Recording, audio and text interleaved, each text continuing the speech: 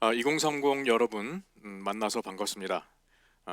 비록 팬데믹으로 우리가 함께 모일 수는 없지만 그래도 이렇게 아, 영상을 통해서 여러분 뵙게 돼서 반갑습니다. 2020년을 뒤돌아보면 아마 우리 머릿속에는 두 가지가 기억될 것 같습니다. 첫 번째는 당연히 전 세계를 휩쓴 글로벌 팬데믹이고, 두 번째는 5월 25일 조지 플로이드의 죽음을 계기로 촉발된 Black Lives Matter라는 운동일 겁니다. 어쩌면 한인 사회는 그동안 Black Lives Matter에 대해서 별 관심이 없었을 수도 있습니다.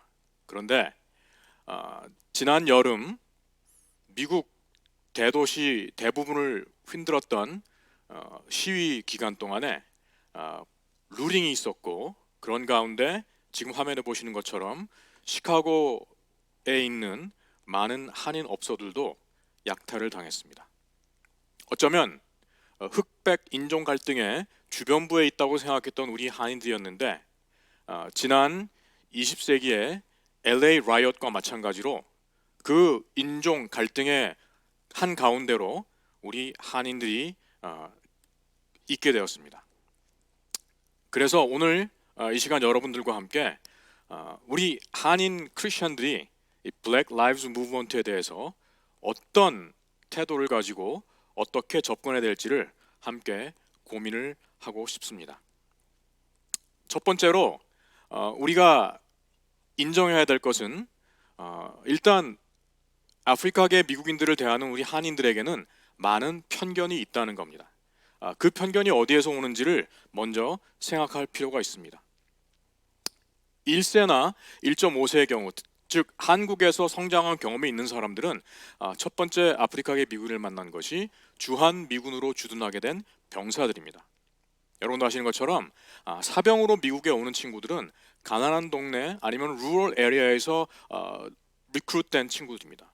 그러니 어쩌면 사회에서 굉장히 교육도 못 받고 소외당한 계층에서 온 사람들을 가지고 아프리카계 미국인 전체를 판단하는 게 잘못될 수밖에 없다고 할 수 있겠죠. 주한미군을 통해서 보지 못했다면 우리 대부분은 할리우드과 미국에서 만든 영화와 드라마를 통해서 아프리카계 미국인에 대한 첫 번째 이해를 하게 되었습니다. 그런데 미디어의 속성상 대부분의 영화와 드라마에 나오는 아프리카계 미국인들은 스테레오타입의 전형일 뿐입니다.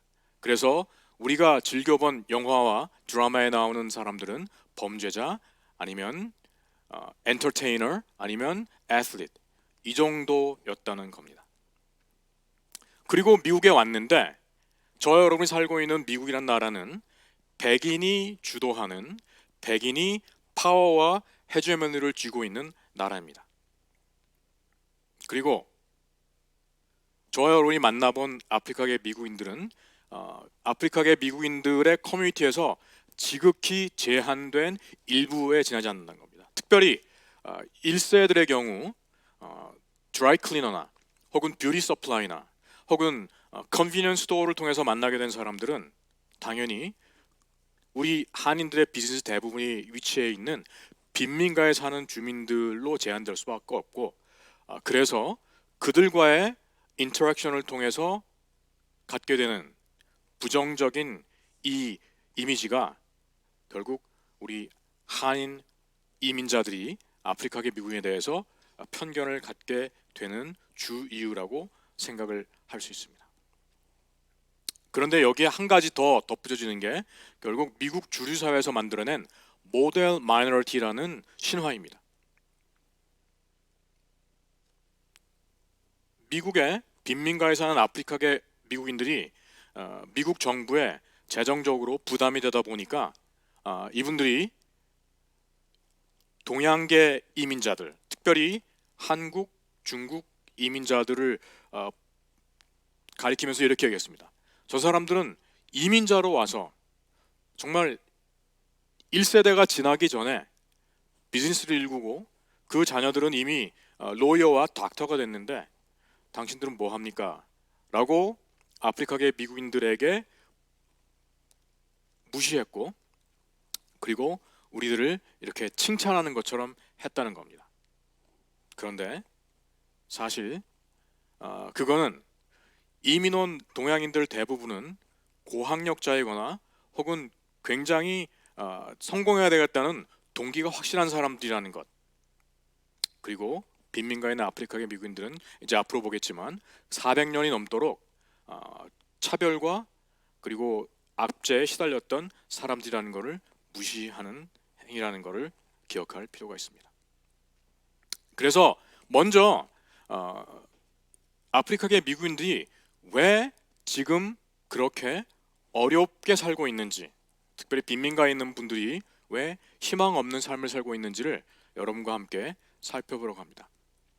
그러기 위해서는 먼저 노예 제도를 얘기하지 않을 수 없습니다. 우리 한인 교회에 있는 미국에 대한 잘못된 신화들이 몇 가지가 있는데, 그 중에 하나는 미국은 매사추세츠 플리머스에 정착한 청교도들을 통해서 시작된 나라라는 거짓말입니다. 틀린 말은 아닙니다. 그런데 정확하게 미국이라는 나라의 시초는 1607년 제임스타운에 정착한 영국인들로 시작되었습니다.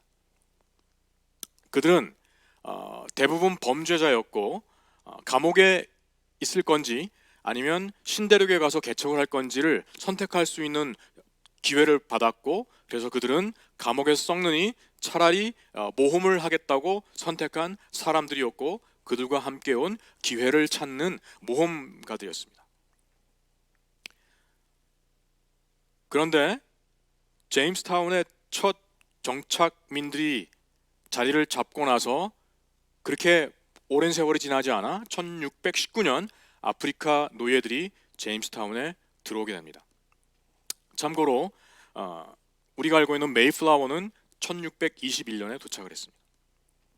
1700년 버지니아주의 노예 숫자는 6,000명이었는데 1763년 버지니아주는 17만의 노예를 갖게 됩니다. 1800년에는 신대륙에 1000만에서 1500만의 노예가 살게 되고, 같은 기간 아프리카 대륙에서는 거의 5천만 명이나 되는 사람들이 실종되었습니다. 그들은 유럽에서 시작된 노예상을 통해서 정말 사냥당하듯이 이렇게 잡혔고, 그리고 항구로 끌려갔습니다. 이 300km 정도 되는 거리를 가는 동안 약 3분의 1 정도가 사망을 합니다. 그리고 항구에 집결된 노예들이 이런 노예선에 마치 통조림에 들어간 생선처럼 차곡차곡 포개져서 대서양을 건너 신대륙으로 갔습니다. 그들을 기다리고 있는 것은 천국이 아니라 지옥이었고, 여기 보는 것처럼 그들은 말할 수 없는 끔찍한 고문과 그리고 학대에 시달려야 했습니다. 한국 교회에 있는 미국에 대한 두 번째 잘못된 신화는, 미국이 이렇게 부강하고 힘 있는 나라가 된 것은 하나님이 축복을 해서라는 그 논리가 있습니다. 거짓말입니다. 1790년 남부의 면화 생산량은 1000톤 정도였습니다. 그런데 1860년 남부의 면화 생산량이 100만 톤으로 증가합니다. 같은 기간 노예 숫자는 50만에서 400만으로 증가를 합니다. 그리고 그 기간 미국 대부분의 주에서는 노예 처벌을 허용하는 법령을 제정합니다. 예를 들어서 말을 듣지 않는 노예의 신체 일부를 절단해도 괜찮고, 심지어 주인에게 반항하거나 손찌검을 하는 노예는 처형을 하고 시체를 4등분해서 스퀘어 광장에 전시를 해도 된다는 이런 끔찍한 법령들이 제정이 됩니다. 이렇게 본다면 신대륙, 신생국 미국이 이토록 놀랍게 세계 강자로 등장하게 된 배경에는 아프리카에서 잡아온 노예들을 이렇게 철저하게 무자비하게 억압했고 그들의 노동력을, 그들의 피땀을 한 방울도 아끼지 않고 짜냈던 그들의 잔인한 착취의 시스템이 있었기 때문에 가능했던 겁니다. 다행히 링컨 대통령을 통해서 노예 해방이 일어나게 됩니다. 1865년 링컨 대통령이 해방을 선언했지만 문제는 그들의 삶의 질을 고려하지 않은 채 단지 법적 신분만 자유민이 되게 되었습니다. 그래서 경제적으로는 무산 계급이 되었습니다. 처음 남북 전쟁이 일어났을 때 Confiscation Act of July라는 걸 통해서 남부군의 땅을 몰수해서 자유민에게 나누어 준 적이 있습니다. 그런데 남북 전쟁 이후 곧 이 법이 취소되었고 토지는 다시 남부군의 자녀들에게 돌려주었습니다. 미시시피주는 해방된 노예에게 농지 대여를 하는 것을 불법으로 만들어 버렸습니다. 교육받지 못했고 다른 어떤 훈련도 받지 못했던 자유 노예들은 유일하게 생존을 할 수 있는 것이 결국 전에 일하던 농장에서 일용직으로 써주기를 구걸하는 거였습니다. 그런데 그들에게 하루 임금 50센트가 주어졌고 그것도 캐시가 아니라 농장주가 운영하는 가게에서만 사용한 전표로 지급이 되었습니다. 그러면 이 농장주가 어떤 머리를 굴렸을지 여러분 짐작할 수 있을 겁니다. 메인 스트리트에 있는 제너럴 스토어에서 1갤런에 5센트면 살 수 있는 우유가 이 농장주가 운영하는 매점에서는 1갤런에 10센트였지만 그러나 어떤 다른 옵션이 어떤 사람들은 거기를 이용할 수밖에 없었죠. 더 나아가서 남부에서는 컨빅트 리징이라는 끔찍한 새로운 형태의 노예 제도가 시작합니다. 이건 어떤 제도냐 하면 노예가 해방돼서 이제 농장에 일손이 없어진 농장주들이 자기 친구인 경찰서장에게 하소연을 합니다. 야, 전에 50명의 노예가 일을 했었는데 다 해방해서 진짜 이 담배 농사 망하게 됐다. 경찰서장이 물어봅니다. 너 몇 명 정도 있으면 그래도 일을 할 수 있니? 한 20명 정도면 될 것 같아. 오케이, let me see what I can do. 그리고 나서 경찰서장이 뭘 하냐면 아프리카계 미국인들이 몰려있는 동네로 가서 랜덤리 20명을 체포합니다. 그리고 감옥에 가두고 이제 그들이 죄수인이 자기 친구 농장에 무상으로 대여를 해주는 겁니다. 문제는 그와 똑같은 시스템이 오늘날도 계속되고 있다는 사실입니다. 해방이 되었지만 그들은 법의 보호를 받지 못했습니다. 그래서 노예 해방과 거의 동시에 그들은 린칭이라는 끔찍한 폭력에 시달려야 했습니다. 여기 사진에 보시는 것처럼 KKK라는 백인 우월주의 테러리스트 조직이 이때부터 지금까지 존재합니다. 그런데 많은 사람들이 모르는 사실은 지금도 여러분들이 KKK 웹사이트를 구글링 해보면 대부분의 웹사이트에 이 문구가 나옵니다. Bringing message of hope and deliverance to white Christian America. 그들은 자신들의 primary identity가 크리스찬이라고 착각을 하고 그걸 자랑스럽게 생각을 하고 있다는 겁니다. 노예 해방 이후 1960년대까지 미국에는 약 7,000건의 기록된 린칭이 있고 그 가운데 약 4,000건이 아프리카계 미국인들을 향해 행해졌습니다. 보시는 것처럼 아프리카계 미국인을 때려서 죽이고 그리고 그의 시신을 이렇게 나무에 매달았습니다. 심지어는 여기 보시는 것처럼 죽인 정도가 아니라 불태우기도 합니다. 그런데 여러분, 이 사진들이 어떻게 존재하게 되는지 궁금하지 않으십니까? 당시 린칭은 마치 동네 서커스와 같은 행사였습니다. 그래서 린칭이 있게 되면 동네에 파발이 돕니다. 오늘 몇 시 어디서 린칭이 있습니다. 그러면 온 동네 사람들이 모입니다. 여기 보시는 것처럼 이 사람들 마치 피크닉 가는 것 같은 표정과 옷차림입니다. 그래서 죄 없이 끌려온 아프리카계 미국인을 구타하고 죽이고, 좀 끔찍한 얘기지만 중요한 디테일을 제가 여러분들한테 알려드려야 되는데, 죽이고 나서 신체 일부를 기념품으로 잘라갔습니다. 손가락, 혓바닥, 코, 귀, 심지어 남자의 성기까지도 잘라갔고, 그리고 이렇게 불태운 후 사진사를 동원해서 사진을 이렇게 찍었습니다. 인스타그램도 없고 당연히 핸드폰도 없던 그 시대에 이 사람들은 이 사진이 나오면 이 사진으로 엽서를 만들어서 자기 친구들에게 보냈습니다. 이 사진이 있는 엽서 중에 하나에 이런 글귀가 써 있다고 합니다. 이게 어쩌녁 내가 먹은 바비큐야. 그런데 지금까지 단 한 사람도 린칭에 관련된 이유로 조사받거나 처벌받지 못했습니다. 최근 선거를 치르면서 오클라호마 털사가 다시 역사의 조명을 받았습니다. 거의 100년 전 오클라호마 털사에 그린우드라는 아프리카계 미국인들이 모여 사는 동네가 있었습니다. 그거는 블랙 월스트리트라고 불릴 정도로 굉장히 잘 사는 동네였습니다.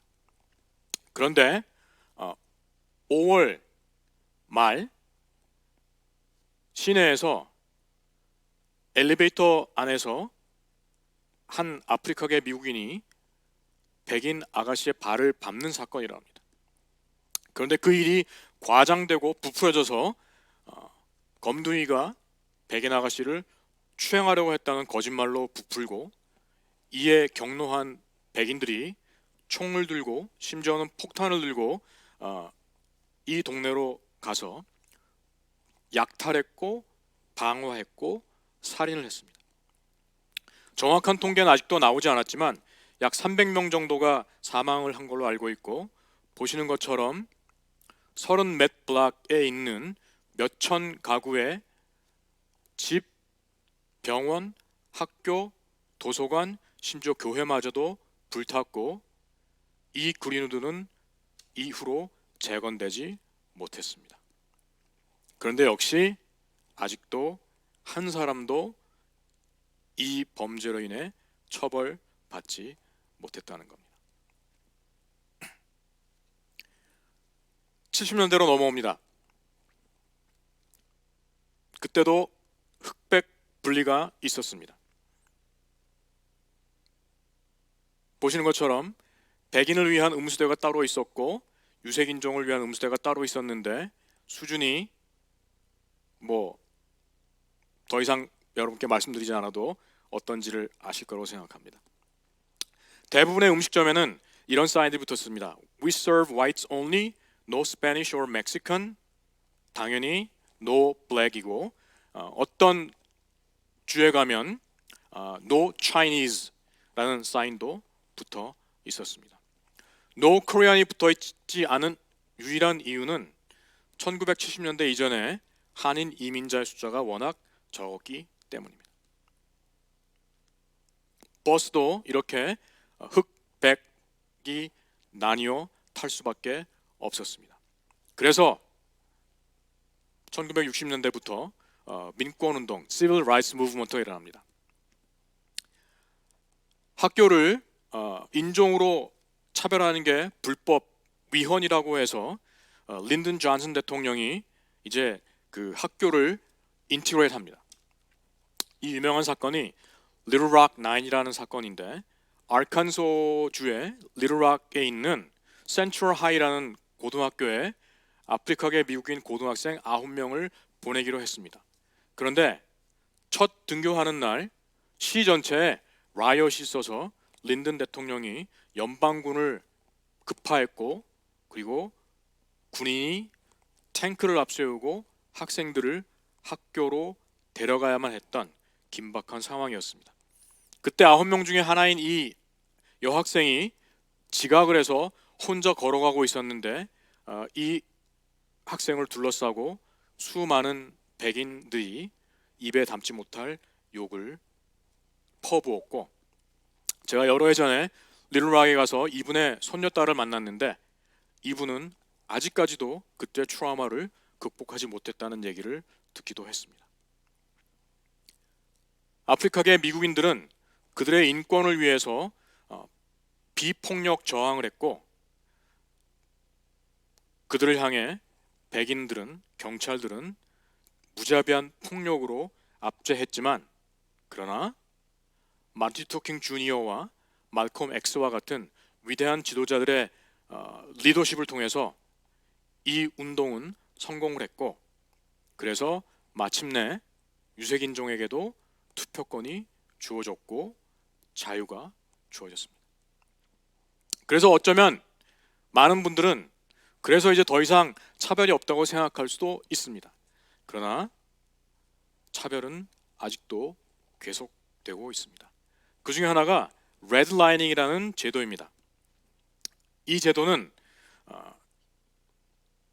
1900년대 초반부터 존재했던 제도인데, 어떤 도시든지 주거 지역을 여기 보시는 것처럼 파란색 그리고 빨간색으로 나눕니다. 여기 그 용례에 보면 빨간색으로 칠해진 곳은 위험한 곳입니다. 환경적으로 오염이 됐거나 혹은 인더스트리가 있어서 거주에 위험하지 않은 지역인데, 유색인종에게는 살기 좋고 바람직한 파란색으로 칠해진 지역엔 절대로 집을 주지 않고, 유색인종이 집을 살 경우는 오직 이 빨간색으로 칠해진 곳만 살 수 있도록 해주는 제도가 레드라이닝입니다. 이게 부동산 업자만 이렇게 하는 게 아니라 모르게지 컴퍼니와 은행도 이 관례를 따르고 있고, 지금도 이 풍습은 계속되고 있습니다. 그래서 여러분들이 서버번 네이버로드 가다 보면 거의 90% 이상이 백인인 동네가 있는 이유 중에 하나가 바로 이 레드라이닝이라는 제도 때문입니다. 그 구체적인 예가 바로 여기에 있습니다. 이 집은 지금 제가 살고 있는 집 바로 건너편에 새 들어 사는 한 어머니의 리빙룸입니다. 어느 날 천장이 지금 보시는 것처럼 내려앉았습니다. 그래서 그 밑에 있던 침대를 못 쓰게 돼서 버렸어요. 살고 있는 집의 부엌입니다. 이 30대 자매가 3명의 아이들과 이런 집에서 살았습니다. 그런데 렌트가 싸지가 않습니다. 한 달에 900불 정도를 냅니다. 아니 목사님, 딴 데 가면 되지 않습니까? 라고 물을 수 있죠. 그러나 레드라이닝이란 것 때문에 다른 곳으로 갈 수 있는 옵션이 없다는 겁니다. 제가 2009년부터 2017년까지 새들어 살던 집의 1층 모습입니다. 여기서 제가 8년 정도를 살았는데, 보시는 것처럼 지하실로 그냥 1층 마루가 뚫려 있어서 쥐들이 아주 자유롭게 돌아다니곤 했습니다.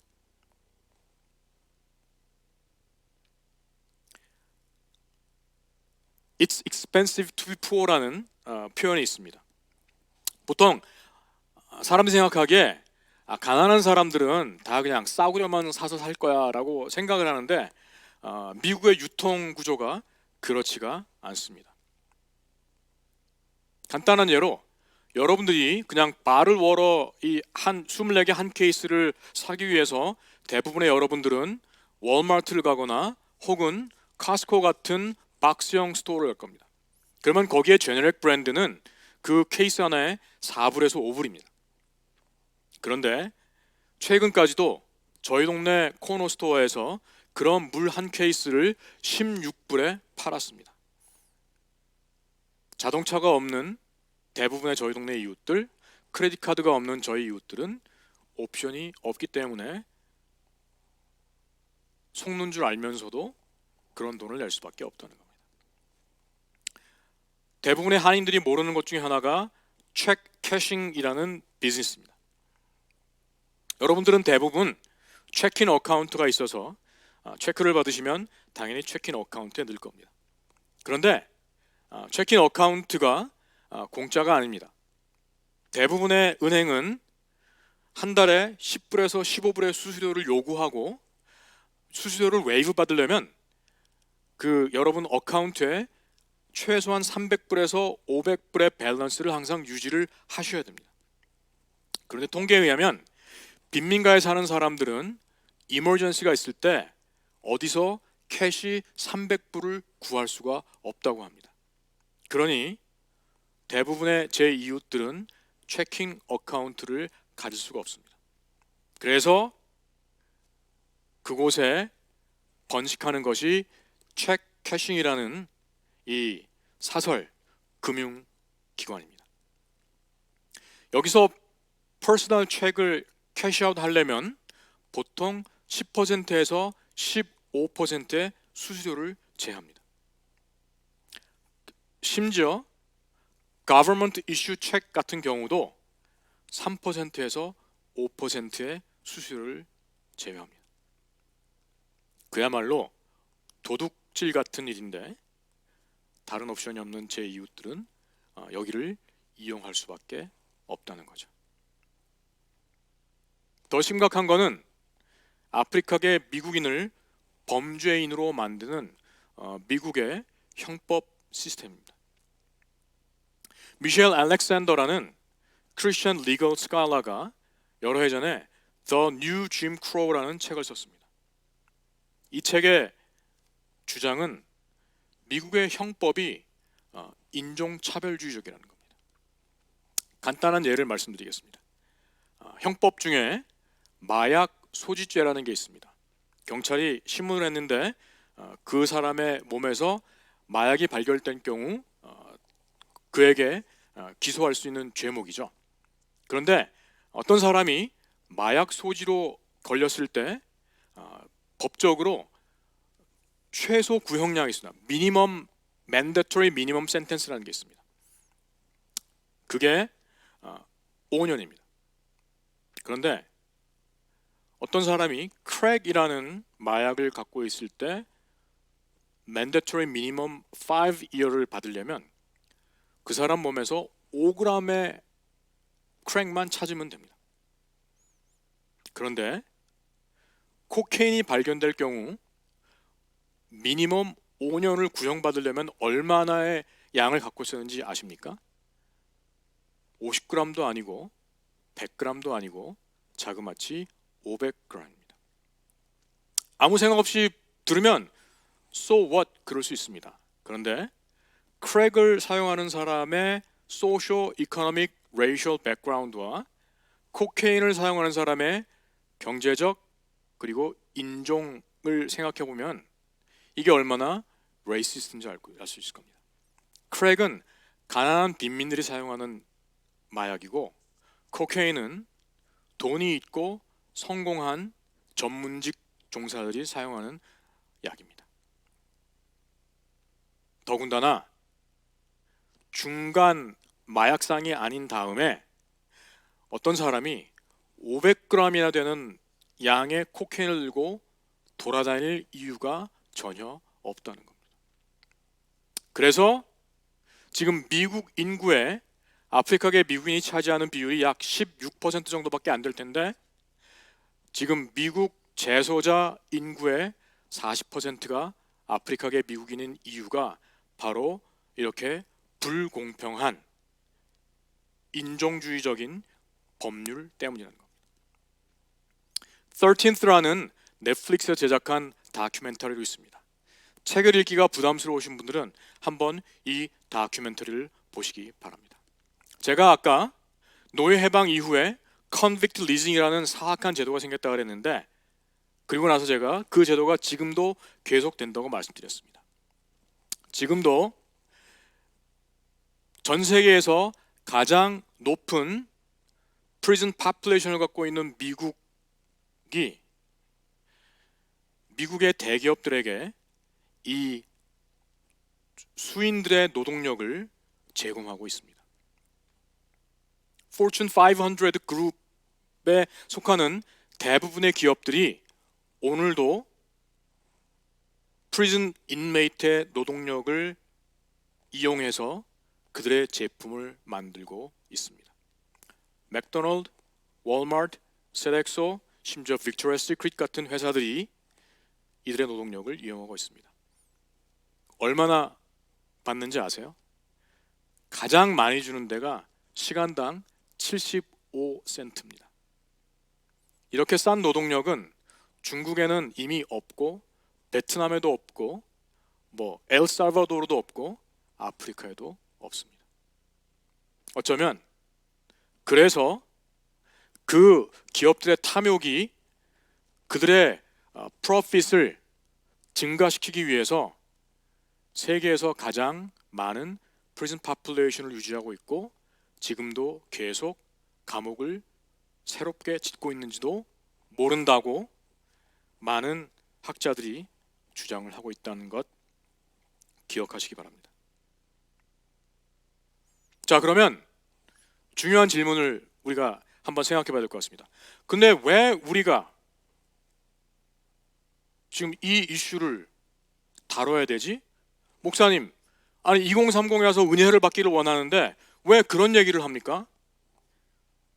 첫 번째, 이 얘기를 우리가 들어야 되고 고민해야 되는 이유는 우리가 코리안 아메리칸이라서 그렇습니다. 여러분이 알고 있는 90년대 미국을 뒤집은 LA 업라이징 혹은 LA 라이엇이라는 사건은 91년도 두순자 사건이 사실은 도화선이 됐습니다. 두순자라는 분은 당시 컨비니언스 스토어를 하고 있었는데 15살짜리 라타샤 할린스라는 친구가 오렌지 주스를 사러 들어왔어요. 그리고 오렌지 주스를 딱 들고 걸어갔는데 두순자 씨는 이 아이가 오렌지 주스를 들고 도망간다고 생각해서 바로 권총을 쏴서 사살을 했고요. 그런데 그리고 나서 보니 그 손에 이불이 들려 있었습니다. 그런데 법정에서 두순자 씨는 정당방위로 판결을 받고, 그래서 LA 쪽에 있는 아프리카계 미국인 커뮤니티가 분노를 했던 거고, 1년 후 라드니 킹 사건으로 다시 그를 잔인하게 구타했던 경찰들이 다 무죄 판결이 나자 그 분노가 폭발한 것 우리가 기억해야 하는 것. 더 중요한 거는 아프리카계 미국인들이 이 땅에 오게 된 이유와 우리 한인들이 처음 미국이란 땅에 오게 된 이유가 똑같다는 겁니다. 둘 다 저렴한 노동력을 제공하기 위해서 이 땅에 왔습니다. 70년대 이민의 문이 열리면서 한국인들이 대거 미국으로 이민을 왔습니다. 그런데 상당히 많은 분들, 특별히 자영업을 한 분들은 대부분 아프리카계 미국인들이 살고 있는 빈민가에서 비즈니스를 시작했습니다. 우리보다 먼저 왔던 이민자 그룹이 빠져나간 비즈니스를, 그게 드라이 클리너가 됐건 컨비니언스 스토어가 됐건 뷰티 서플라이가 됐건, 그걸 우리가 물려받았고, 그래서 거기서 우리가 돈을 모아서 성공을 했으니 우리는 빚진 자의 마음을 가져야 됩니다. 그리고 하나님 나라는 소년이들과 함께 만들어가는 공동체이기 때문에 그렇습니다. 두 번째, 왜 우리가 고민을 해야 됩니까? 오늘 2030에 모인 여러분들은 그리스도인이기 때문에 그렇습니다. 모든 인간은 하나님의 형상대로 지음받은 존귀한 존재입니다. 그래서 우리가 성별이나 인종이나 종교나 섹슈얼 오리엔테이션이나 정상이나 혹은 핸디캡이나 어떤 카테고리를 사용해서라도 사람을 차별할 경우 그것은 그 사람을 차별하는 것이 아니라 그를 당신의 형상대로 만드신 창조주 하나님을 무시하는 거라는 걸 우리는 기억해야 합니다. 구약 성경을 쭉 관통하는 주제 중에 하나가 하나님은 고아와 과부, 나그네의 신원자라는 주제입니다. 그렇다면 그런 하나님을 고백하는 우리는 가난하다고, 피부색이 다르다고 차별하는 것에 대해서 저항할 수 있어야 합니다. 성육신 하신 예수님은 이 땅에 오셔서 세리와 죄인과 창녀, 즉 사회적 약자와 주로 어울리셨고, 그래서 당시 종교적 이스태블리시먼트였던 바리새인들과 서기관들은 그런 예수님을 조롱하고 비난하기도 했습니다. 하지만 이 땅에 인간의 몸으로 오신 예수를 따르는 제자된 저와 여러분들은 그분의 발자취를 따라 소외되고 그리고 무시당하는 마지날라이즈된 사람들에게 다가갈 이유가 있다는 겁니다. 사도행전에 보면 2장에 오순절날 방언이 임한 사건이라 합니다. 방언이 임하자 제자들이 하나님의 영광을 말하기 시작했는데, 당시 오순절을 맞아서 예루살렘에 모인 각 처에서 흩어져 있던 디아스포라 주들이 모여서 놀라서 얘기합니다. 아니 이게 어떻게 된 일이지? 우리가 유럽에서, 아프리카에서, 시리아에서, 에티오피아에서 그야말로 당시 전 세계에서 몰려왔는데 어떻게 우리가 다 우리의 네이티브 텅으로 이 사람들이 하는 얘기를 들을 수 있을까? 신학자들은 오순절 사건이 바벨탑 사건을 뒤집는 구속사적 의미가 있다고 얘기를 합니다.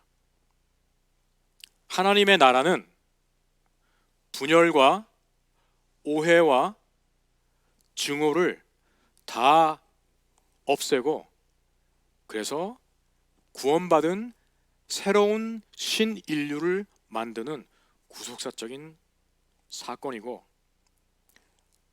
계시록 7장에 사도 요한이 바라본 새 예루살렘도 어린 양의 보좌 밑에 능히 셀 수 없는 무리가 있는데 그들이 각 나라와 족속과 백성과 방언에서 왔다. 그러니 racial reconciliation은 이미 하나님의 나라를 살고 있는 우리 하나님의 백성들이 추구해야 하고 이루어야 하고 그리고 바라보아야 할 구원의 구체적인 현장이라는 겁니다. 자, 이제 말씀을 맺습니다. 그러면 우리가 뭘 어떻게 할 수 있는가? 미국 사회에서 우리 위치에 대한 현실적인 인식을 해야 합니다. 가끔 한국 분들을 만나보면 착각하는 분들이 굉장히 많습니다. 무슨 얘기냐? 이 racial hierarchy를 생각할 때 우리 한인 분들이 우리가 백인 대충 다음에 우리가 있다고 착각을 하는 분들이 많은 것 같아요. 절대로 그렇지 않습니다. 어떻게 됩니까? 백인 다음에 아프리칸 아메리칸, 라티노입니다. 그리고 나서 에이전 중에서도 Chinese, Indian, 그 다음에 베트남ese, 필리피노, 그 다음이 코리안 아메리칸이에요. 우리는 이민자입니다. 여러분들이 자녀를 낳고 나서 5세, 6세, 7세가 되어도 그 질문을 벗어날 수 없어요. Where are you from? I was born in Chicago. No. Where are you from? 해서 그러니까 우리 그 할아버지의 할아버지가 한국에서 70년대 이민 오셨어를 들어야 사람들이 okay. So you're Korean. 우리는 이 땅에 사는 한 perpetual alien입니다. 그리고 이민자입니다. 미국 역사를 좀 더 공부하십시오.